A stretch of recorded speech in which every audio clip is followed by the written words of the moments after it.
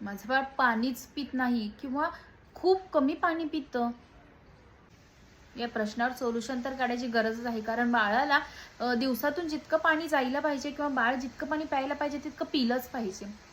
हा खूप साऱ्या आयांचा प्रश्न आहे. आणि खूप आया मला आता सारखंच विचारतात की माझं बाळ पाणीच पित नाही किंवा किती पाणी पिलं पाहिजे किंवा पाणी पिण्यासाठी काय करायचं. मला सुद्धा हा प्रॉब्लेम आला होता. या प्रॉब्लेममधून मी सुद्धा या फेजमधून गेलीये.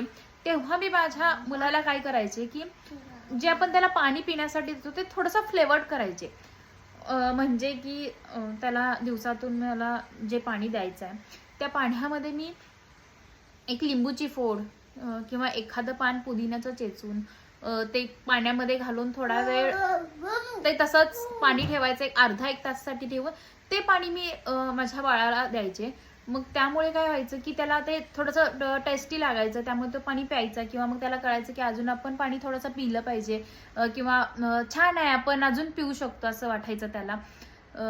असं करत करत मी त्याला कधी कधी त्या पाण्यामध्ये मी फ्रुट्स सुद्धा घालायचे. त्या फ्रुट्समध्ये मी ॲपल घालायचे, पेर घालायचे. ॲपलच्या पेरच्या छोट्या छोट्या फोडी करून एक 3-4 फोडी त्या पाण्यामध्ये टाकून ते एक अर्धा एक तासासाठी ठेवलं ना, त्या पाण्याला त्याची टेस्ट यायची.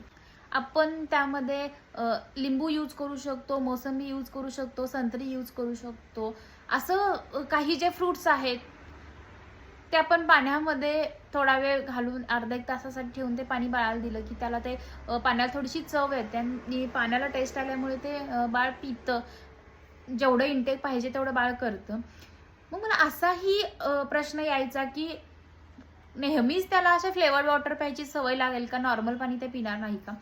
मी एक आठवडा होईपर्यंत बाळाला नेहमी तेच पाणी द्यायचे, तेच ऑफर करायचे, तो प्यायचा, जे फ्लेवर्ड वॉटर मी सांगते ते. आणि त्याच्यानंतर मग नंतर मी काय केले, बाळाला एक टाइम फ्लेवर्ड वॉटर, एक टाइम नॉर्मल वॉटर असं द्यायला स्टार्ट केले.